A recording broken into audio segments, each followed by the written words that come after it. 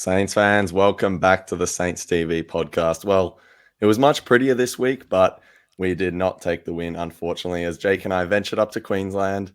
It was bloody brilliant weather. Good Friday night to watch footy. No result though. Jake, how you feeling? We both flew home yesterday. How's your time away outside of the Saints? It was good. It was good. I first time to Brisbane, so I'm usually Gold Coast, Broadbeach sort of guy. I've never really ventured to Brisbane, but lovely little city. Lovely little city. I'm really excited to go back and at another point. Good weather. Good to get out of Melbourne, and good to meet some of the away fans. There's a good contingent of Sainers in Queensland, and particularly Brisbane, so it was good to bump into them at the Gabba and just have a chat about Saints footy and sit next to you, mate, in the cheer squad. That was the highlight of my weekend. Yeah, no, it was great. I haven't been to an interstate game since 2021, the opening round against Giants. But yeah, just before we get stuck into it, Sammy is being managed this week. Just some hamstring awareness from us. But he'll be back. Too many goals. Too many goals. Exactly. He was running around his house, and we think he might have just pinged a hammy there. So yeah. He'll be back next week. We'll be in the studio. We'll be in the studio next week. Don't worry, guys. Exactly. We will be back.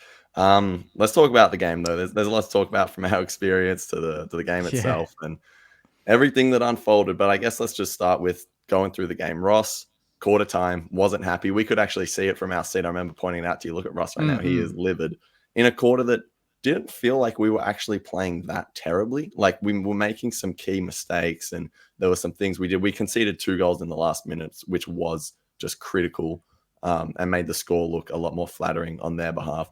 But we actually won 13 of the first 14 clearances. I couldn't. Our forwards just couldn't get it done. Last week we were banging on about forward entry. This week the forward entry wasn't perfect, but I thought it was much better. Our forwards just weren't playing in front. They weren't involved in the game early, which led to that scoreline, which, from that point on, we played a pretty good game. We won the game by, I think, 11 points from quarter time onwards. So, Jakey, how'd you assess the game? I assessed it as, we started well. I thought up until maybe the 16-minute mark, I think it was 2-3. I think King had that shot in front of us that went out on the full. And that was kind of the moment that Brisbane kind of clicked into gear. I think it was probably just them rebounding. Like, I think we identified it because we could see it right in front of us. They would go from the kick out straight to Zorko every single time. And then his kick 50 meters down the line always kind of went over the back of our sort of zone. And then from there, they just played on and got it in long. And to be fair, I mean, they kicked, 2 goals from the boundary in the first quarter? Like, some of their chances were chances that, you're happy to give them. Yeah, they were low percentage shots. They were low percentage, but they actually took them. And you're like, look, I can't do much more. I was more upset about the last 2 goals to McCluggage and the one where he was one-on-one with Bonner, basically just love tapped him out of the way and then ran in and kicked the goal with, I think we conceded 2 in 20 seconds. In the first. So that was the killer blow. But yeah, we kind of bounced back after that, which was nice to see. Yeah. I remember thinking a minute left, let's just hold in. It would have been a 3-goal margin. And then they concede that one. You're already so frustrated. We look at the time, 20 seconds left. All right, let's just hold on here, kill the ball, whatever it is, concede another. And all of a sudden we're down by 5 goals. And, as great as the performance was from quarter time, as Ross said in his presser, the first quarter is where the game is there to be won, So you can't start slow. You need to be ready to go from the bounce. And to start playing our best at, for 3 quarters is great. And we'll talk about that. But really, really frustrating that start. Man, there's so much to talk about just from matchup-wise selection. Like, before the game, we find out Sharman's laid out and Tommy Campbell's coming back. Everyone was up and about for Campbell, the Campbell masterclass. And to be honest, he did a bloody good job. Like, he got, I think, 9 possessions in the game, but it was just more, and we kind of knew this, that he's just a giant man mountain. Like, he is a monster of a man. And even if he's not getting that much of the ball, I feel like he shields the ball enough in the contest that the mids were able to get the ball first. And I wonder how much of a factor he was in the 13-1 clearances at quarter time. I've never seen us win that many clearances. Like that, especially against Brisbane, who have a stacked midfield. That was like, it was great, but then also being 5 goals down was kind of like, how good were these clearances really? Yeah, yeah, exactly. I thought the quality was pretty good. Like I alluded Yeah. to in the show, it was just like our forwards just weren't in front. Like you were banging on about it at the game. Our forwards aren't in front. It was like they just weren't engaged in the game for whatever reason.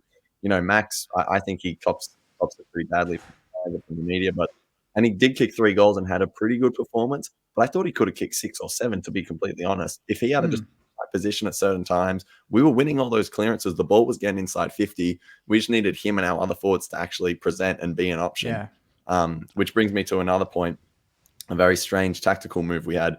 Caminiti moved to the back line. Cordy moved forward just to be subbed off. Maybe that was an issue forward for us. We couldn't figure it out with Cordy in the forward line. I mean, he's not a forward and Caminiti is. What did you make of that switch up? At first, I was kind of baffled, especially when I saw like you got Seb Ross in the back line already.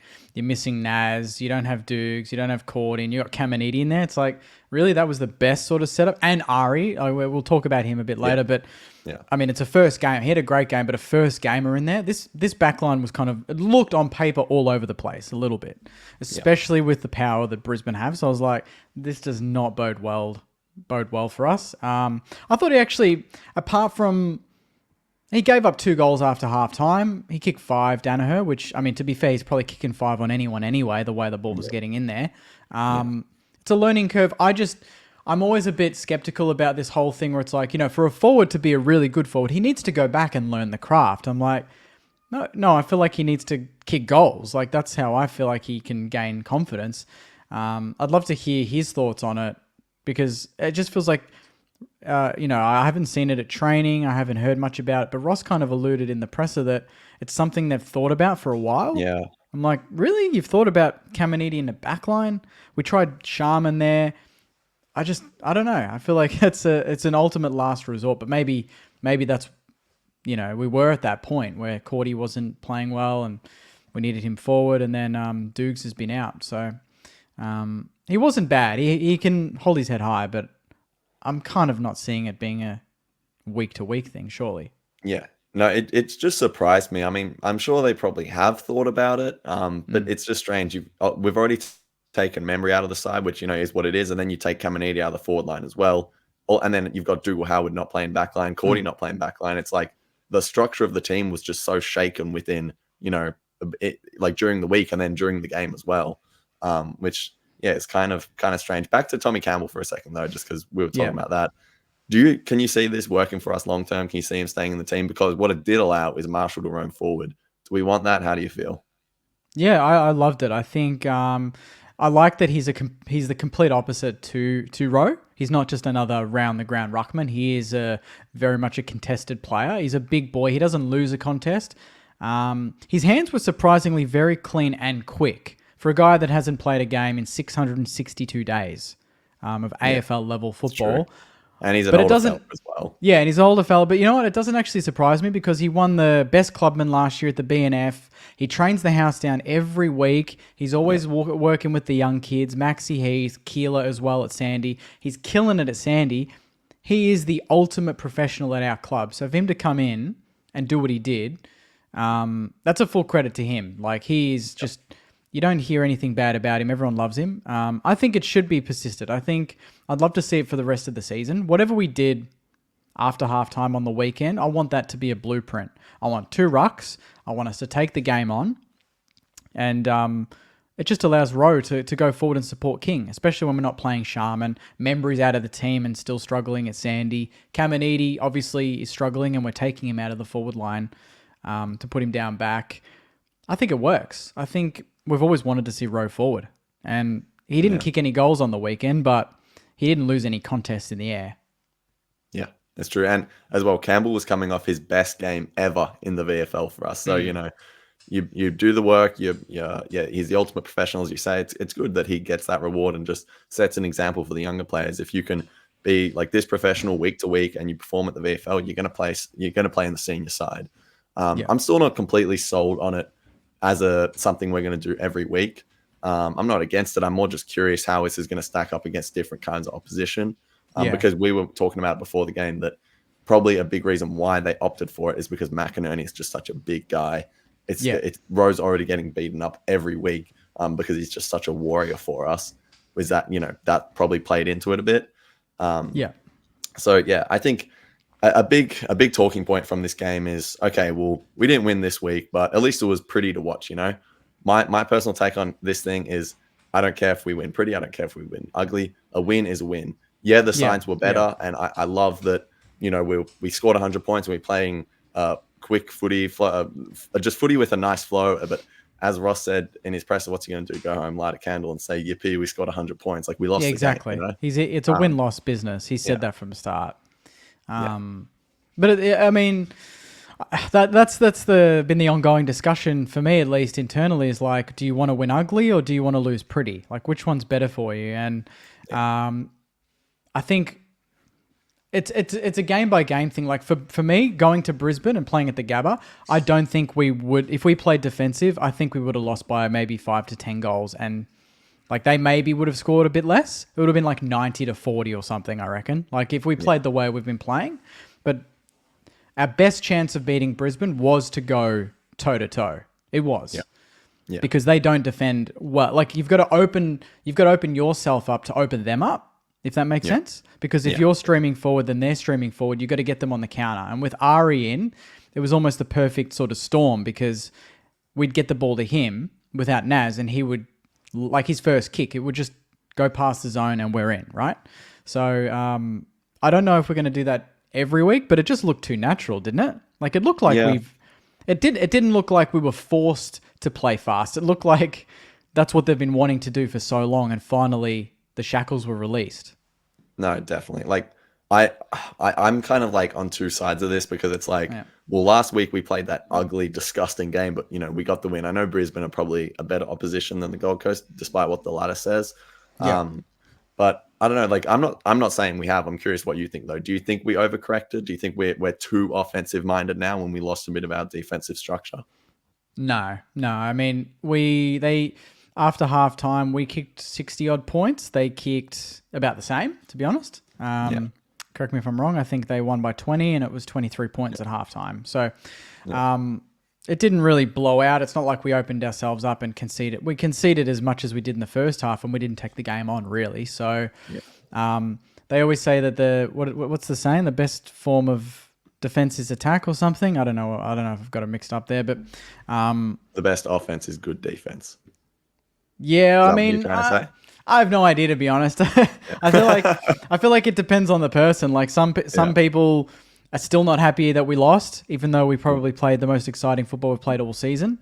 And then there's other people that are just happy to see the boys playing free-flowing football. And it's kind of more like, do you just want to look like you've got a good brand and it's just promotable across the entire competition? Because every other week, Collingwood fans, Carlton fans, Essendon fans will say we play boring football, but say we win, right? Like last week. But we lose this week, but we've got respect. Wow. Everyone's giving Saints a little bit of a pat on the back. Oh, good job, guys. You actually so happy to be respected. Welcome to the party. Welcome to the party of kicking more goals than usual, but you lost. It's like at Marvel, maybe we could have tried to strangle them a little bit more like the Suns. At the Gabba, it's a different story. They're always going to come at us.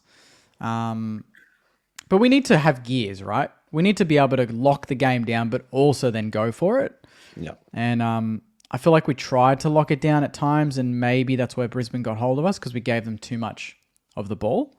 Yeah. And then once we started attacking in the first 15 minutes of the last quarter, it was 6-1. Yeah. To us.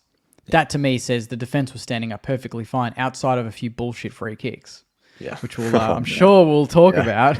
Well, I think back to what you're saying about the respect thing. It's like, well, are you happier sitting here this week that we kicked 100 points, or last week when we won? Because I can tell you right now, I was happier last week when we were winning. I'm not saying they've changed the strategy. Let's go back to being like that boring team, because that's what's going to get us wins.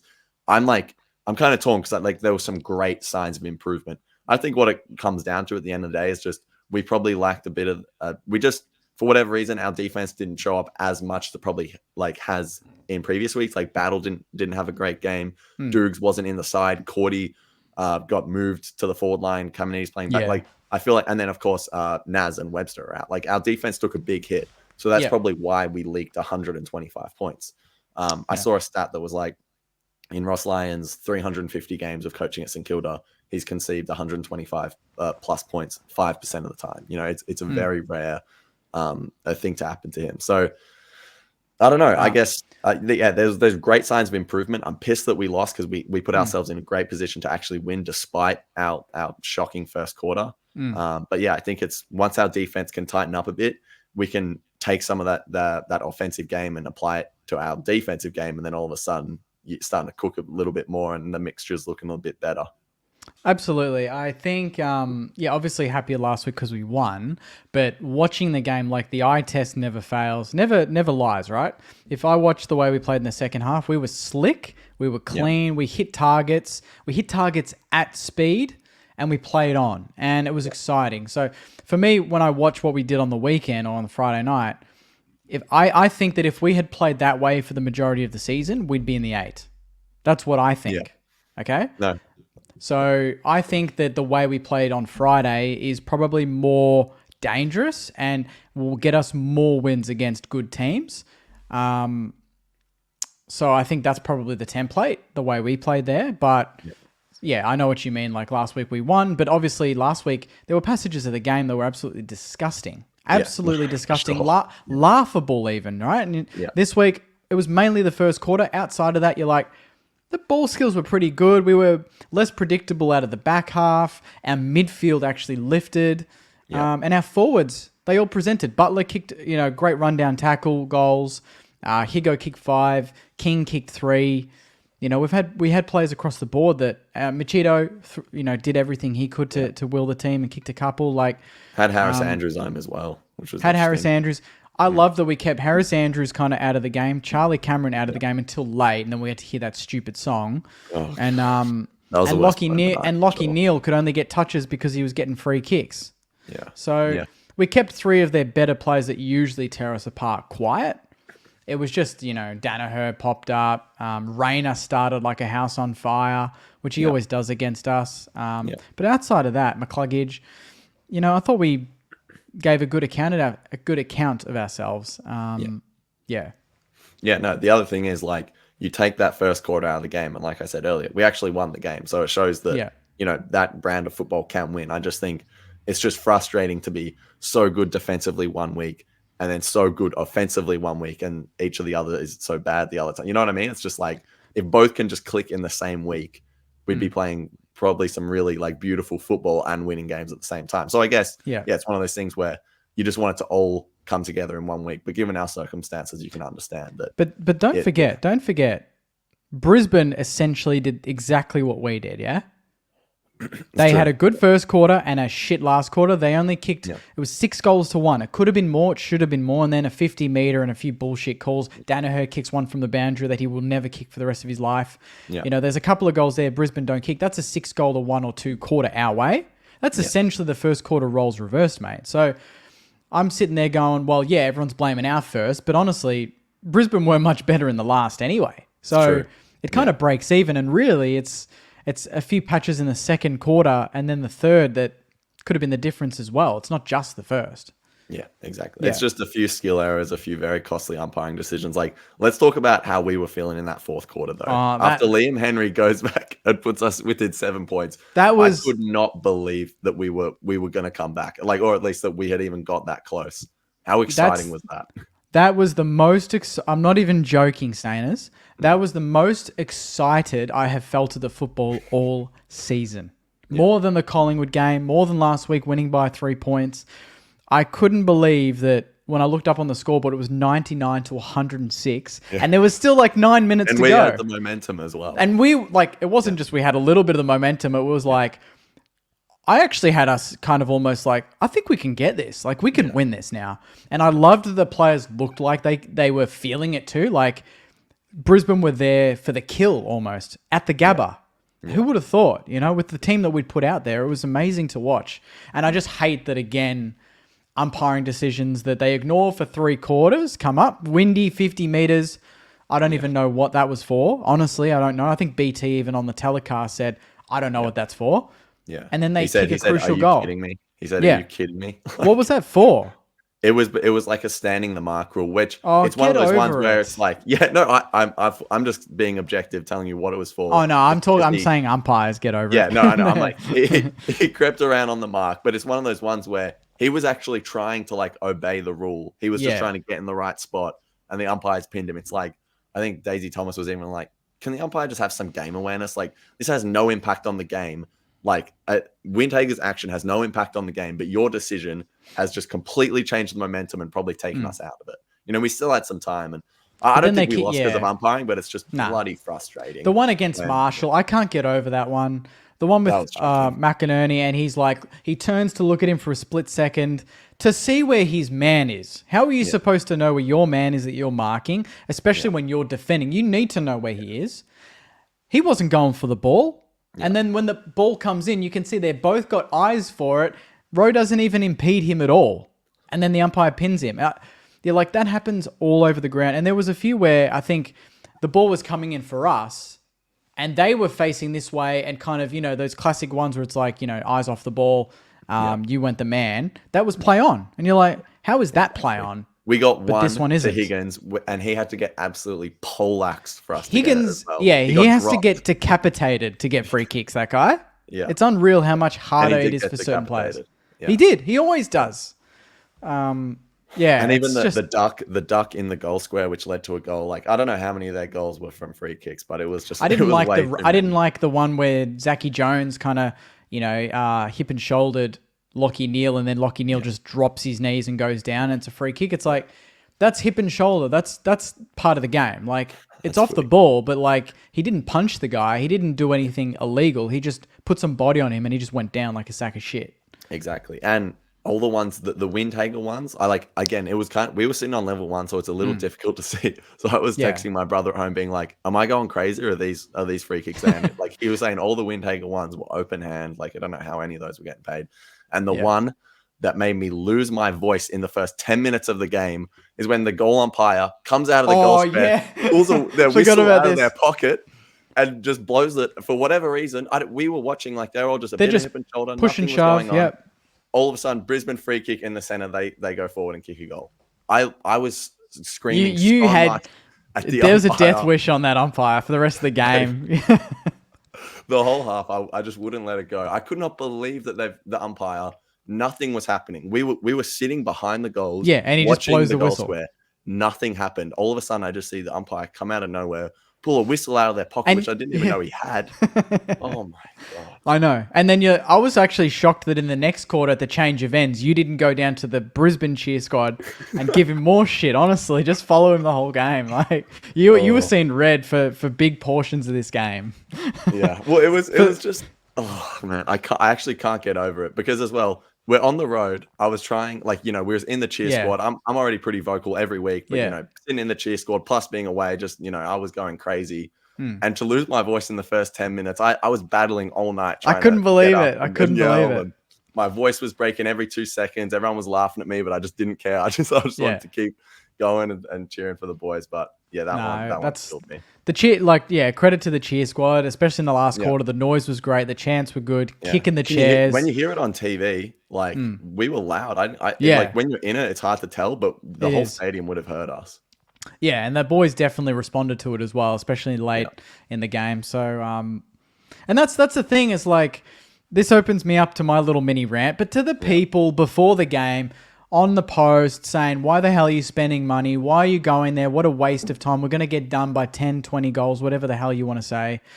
That's a disgrace. We need to be supporting these boys home and away. And to the Queensland Saners, awesome job. But there needs to be more people travelling in. I know it's difficult with money and it's a tough economic sort of lifestyle at the moment. But still, don't criticise Saners for travelling. Don't complain that someone has spent money to go and support the club that we all love and we want success for. That's the whole... You look at Carlton, you look at Collingwood, you look at Essendon, they all travel everywhere. Collingwood, it's like the home game for some games when they travel. That's how much of their supporter base actually... I mean, they've got around Australia, but still, they travel. It's like, are we really that fickle that we're just going to criticize each other for traveling and wanting to support the club we actually want the best for. It seems ridiculous to me. And you know what? I saw a bloody good game, and you sat at home and you were hoping we were going to get done. I guarantee it. Yeah, exactly. Awful. It's just piss weak. And the other thing is as well, which if you don't travel to games, you don't realize this. Like, I'm not saying, everyone has to travel or, you're not a real fan. Not at all. But I'm just saying we lost that game, and that was probably one of, if not probably not the funnest, but one of the funnest experiences I've had at the footy this year. We were getting so up and about in the last quarter. Every time I go to Geelong, we get smashed, but I still have a great time. You sit around the Saints fans, you get around the boys, as long as they're putting in effort and the game's up for grabs. It's a good time. Yes, of course I want to win. I'm not saying I don't. It's true. Going away is fun. What games have I done? I've done Norwood. I did gather around this year against Richmond, and we were shit for a half, but then we went berserk and won, and that was actually kind of exciting in the second half. The GWS game is no exception. This was similar. We were down all day and lost by a point. It was absurd. The Saints cheer squad there was going off, and then the Brisbane game, similar. We were down all day, went berserk, nearly snatched it. Those were some of the highlights of my season so far. I've had more fun at the Gabba and in Canberra watching the Giants game than I have at Marvel. I haven't really been out of my seat at Marvel. What game at Marvel have we played that got me out of my seat? Last week. Just because it was a tight game, not because it was a good game. Yeah. So we've been better away from home almost than at Marvel. I think that's actually a fact, probably. Yeah. Like in terms of the way we've played. But for sure. Yeah, mini rant over. No, it's totally fair. It was such a good time, and something I don't know if anyone caught this on TV. I know a few of my family and friends did, but when the boys are coming in to the race after the game, you can see me, like, it looks like I'm yelling abuse at them, probably just because I'd had a few beers. I promise everyone I was not. I love you, boys. You can pull the footage up. But I said every time they was walking, every guy that walked past me, I was just repeating, great effort, great effort, great effort. And it looked like I was throwing abuse at them. I promise you I wasn't, because I had a few beers, and I was just so happy that they actually came out and competed the way they did in that last quarter, because like I said, it was bloody exciting to watch. Pissed off we didn't get the result, but pretty awesome nonetheless. Let's get to Mosh, back to your best. Yes. Jakey, who is it this week? Hard to go past. Snags, kick 5, Jack Higgins. 2 of them outrageous drop punts from outside 50, which I remember the first one, I'm like, he can't kick this. Yeah. And he flushed it, and he was just, that's Jack Higgins. That's the way we want to play. And I mean, maybe some of it has to do with having Rowe down there as well and bringing the ball to ground, but he was just at his opportunistic best. He, I think, how many set shots did he kick? 3 of the 5? There was one left foot snap that Campbell gave him in the square, I remember. Yeah. And I can't remember the other one, but hard to, like, that's his best game. He's kicked, how many goals has he kicked this year? Like 18, 19 or 20 or something? And he's missed 3 games. Still missing 3, yeah. Yeah, that's his 3rd bag of 5, I think, in his career for St Kilda. So he's prone to a bag every often, and we needed goals, and he provided them, and it brought everyone else into the game as well. Because when he goes up and about, I feel like the rest of our team's up and about. He's one of those sort of barometers that we rarely lose if Higgins is kicking 3, 4, or 5. This was a tough game for us to win anyway, but he does that every other week, and we probably win. So huge game from Higo. No doubt. And I mean, everything he did was fantastic. One thing he did, which was a big blue, was when he took advantage after Henry had that free kick in front of goal, set shot, took advantage and missed. But, he certainly made up for it with his 5 goals. And I saw something interesting. I think it was on First Crack last night. Did you know that Jack Higgins, well, not for us, it's surprising, but he's our highest score involvement player that we have. Like, when he plays, he's involved in the most scoring for us. Doesn't surprise me. Yeah, exactly. Doesn't surprise me. And not only that, he's 4th in the AFL for score involvements in the entire competition. And he missed 3 games too. Yeah, those 3 games that we played, I'm pretty sure we lost all of them. And some of them were real ugly as well. He's much more important to us than people think, because he just plays with so much energy, Yeah. Someone like King, again, I'm not ragging on him, but he just doesn't bring that same sort of frantic energy. Whereas Higgins, he's around the ball, and I guarantee every opposition player is worried, because he's just going to draw a free kick. He's going to grab it and snap it or do something. Yeah. Yeah, he's an outrageous player. That's why we love him. He's when you chat to him in person, that's the way he is. The way he plays his football. He's fun. He's bubbly. He wants to just win. and he creates opportunities out of absolutely nothing. When you think, okay, that's an easy mark to a defender, somehow gets a fingertip on it, or he bumps him enough that they drop it. But then he's at ground ball and he's either getting the ball up or he's getting hands out to someone running past. So I could have said Liam Henry. I mean, he didn't have a lot of the ball, but his last quarter was back to his best. Like there was some both goals were absolutely beautiful. Sinclair, that was his best game of the season by far. Absolutely. There was, and even Ari too soon to give him back to his best, but Ari's debut was absolutely perfect. Definitely. We'll talk more about that in a sec. Join over 30,000 other guys in the Mosh Hair Regrowth family and get $50 off your first treatment plan with code SAINTS50 at checkout. Completely customized, totally online, and cheap hair regrowth solutions for $45 a month. Smarter hair loss treatment all starts with a quiz at getmosh.com.au. My voice is still recovering from Friday. It's been 3 days. I'm still a bit stumbling.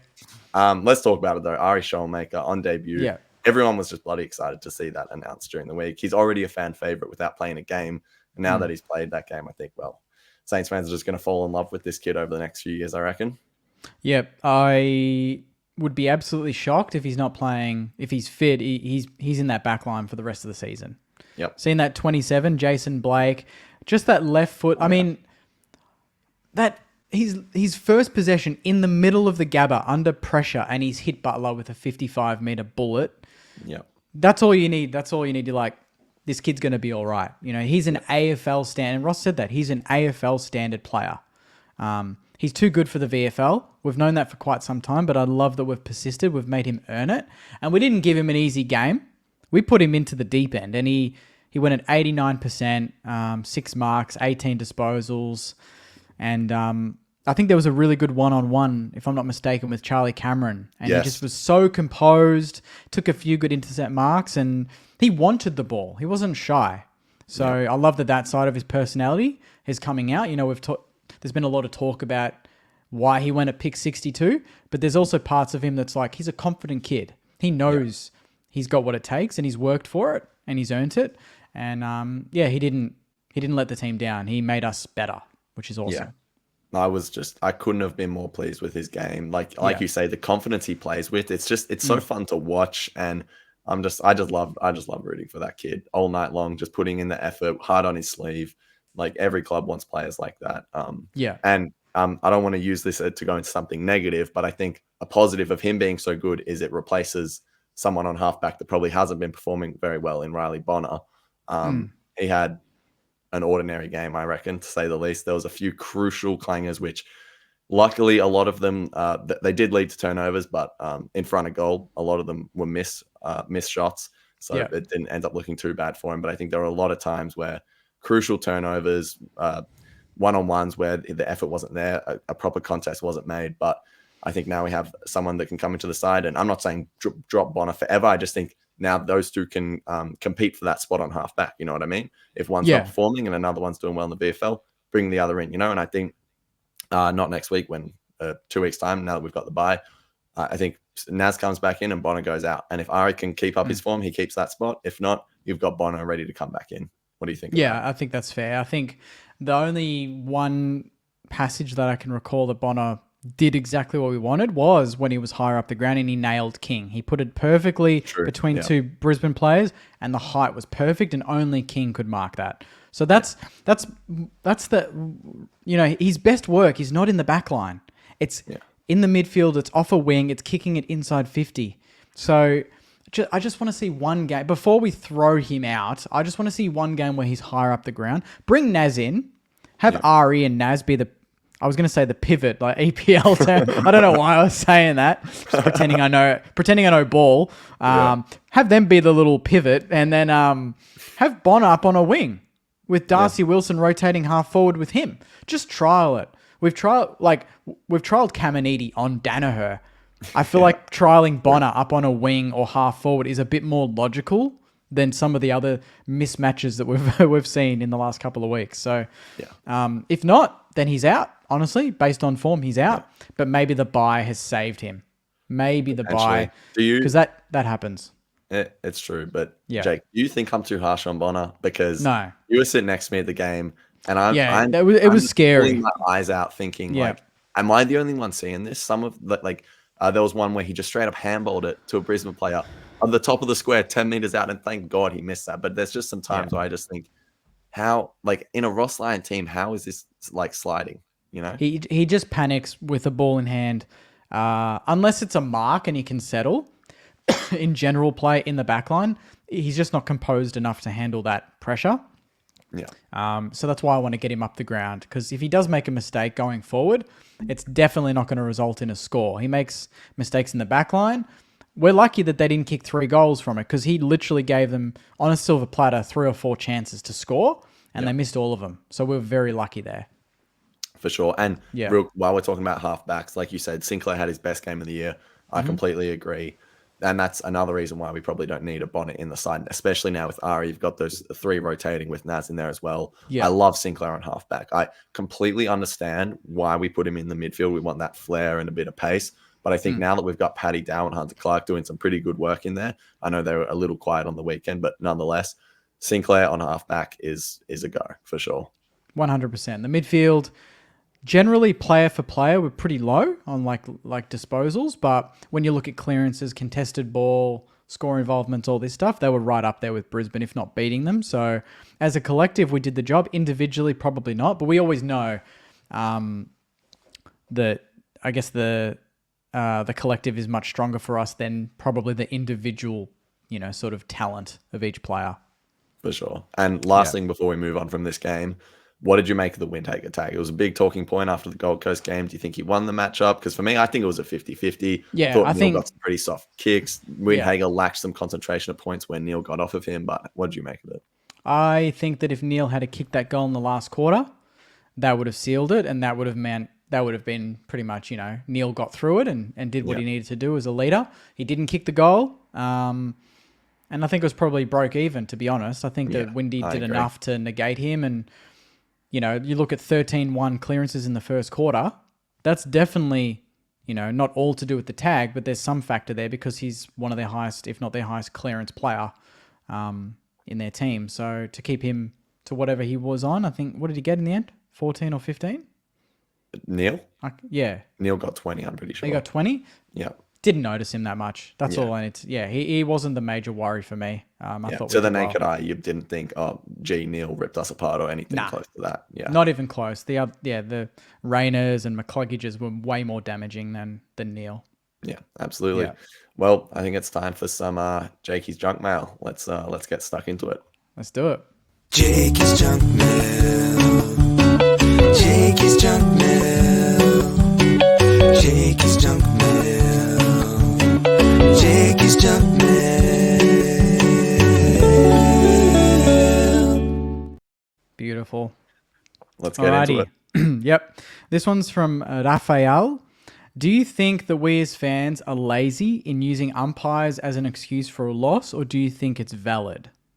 It's valid for sure. I don't think it's the reason we lost. We were still furious at some of the decisions. That Windhager one could have, that could have been a big moment where if we kick the next goal, say there could have been a different result. Even still, I'm not willing to say that was the result, but fans are allowed to complain about umpires. If I was a North Melbourne fan, I would be livid at the umpires right now after the 50 they didn't pay. But, I think it's fair. What do you think? No, I think it's fair. I think, the North one in particular, he did move off his line a little bit, but I've always said you play by the whistle, and the umpire did not say play on. So the umpire blew his whistle and didn't move, but Collingwood players encroached. That's 50. Yeah. And then the North player played on. The North player actually made a mistake. Don't play on and keep the game rolling. Complain and go, look, call it. Actually point it out to the umpire. Sometimes you see the players do that now, and that's a bit of a worry that players have to tell the umpire. But then they pay it. It's like, look, he's encroaching. Then they go 50, So you got to actually... Windhager did the same thing on the 50 that he got, where there was a sling tackle, which probably wasn't there, to be fair. But even still, the Brisbane player threw it away or whatever, and he had to put his arms down. Point it out and go, look. Yeah. So, and then the umpire's like, okay, fine. I'll give you this. So now the players have to bloody call for it. This one's from Hayden. What's wrong with me? Why do I still think we'll go undefeated after the bye? Please help. I mean, one game away from Marvel is, I guess, good. We don't play that well at Marvel. Even still, it is at home. Not a lot of travel. I don't know. I think we're playing some good footy. There's reason to be optimistic. I think 5-9 finals is probably out of the question, unfortunately, as much as it kills me to say. But I think there's no reason not to be optimistic about the way we're playing. Yeah. This one is from Brett. Is it time to give Isaac Keeler a go? He's the only tall we have other than Dukes. What's there to lose?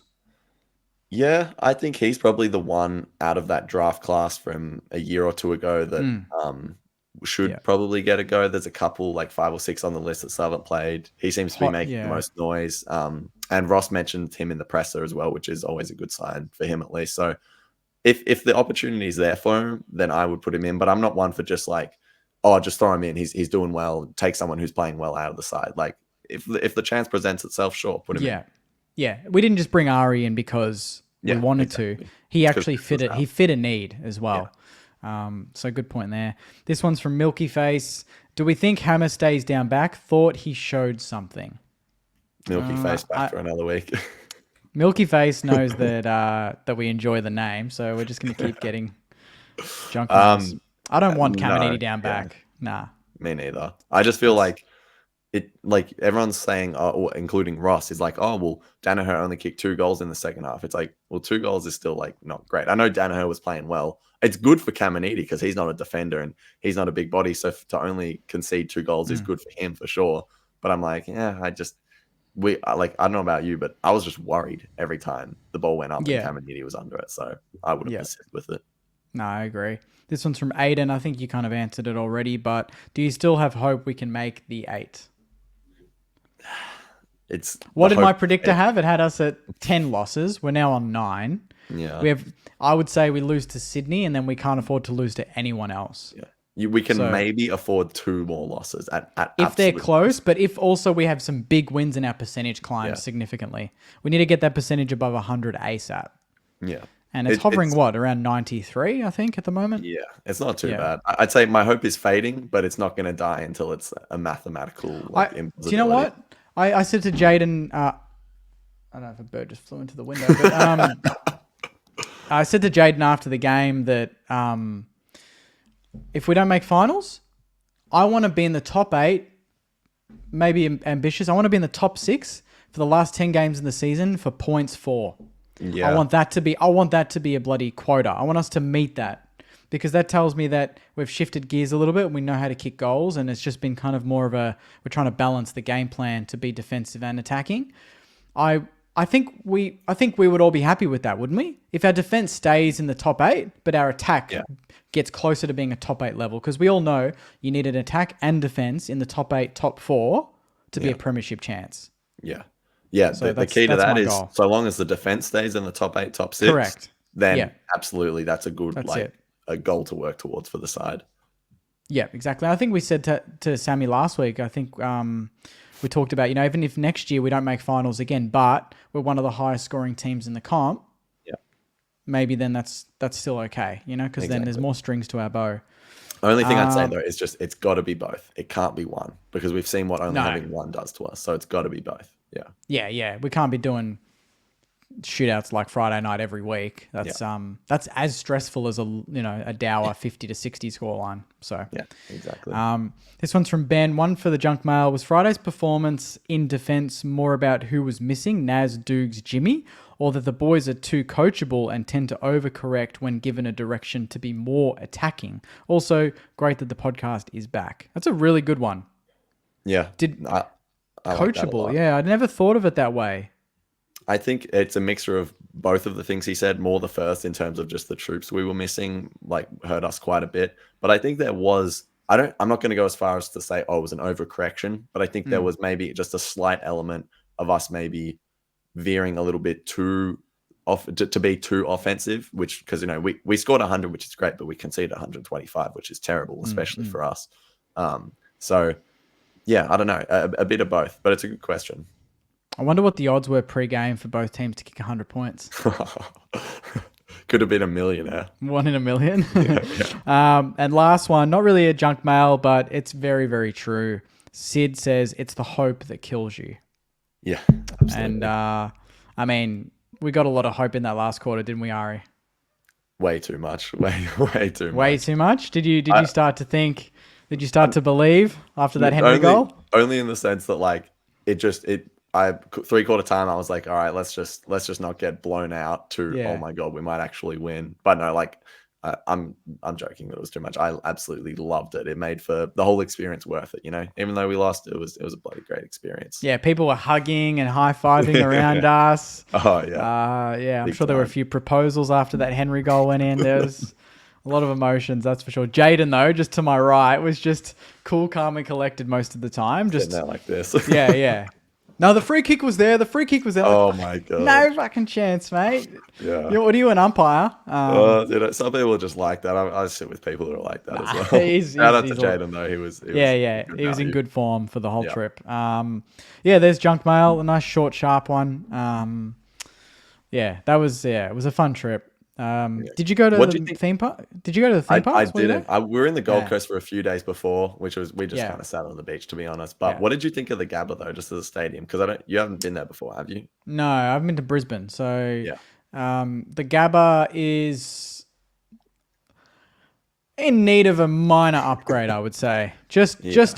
I think the stadium when you're sitting in your seat is awesome and the atmosphere is great. Like the crowd's really vocal, the music. Yeah. I don't really like the music they play between each goal. I think it kind of kills the vibe a little bit, unless it's like a rock song.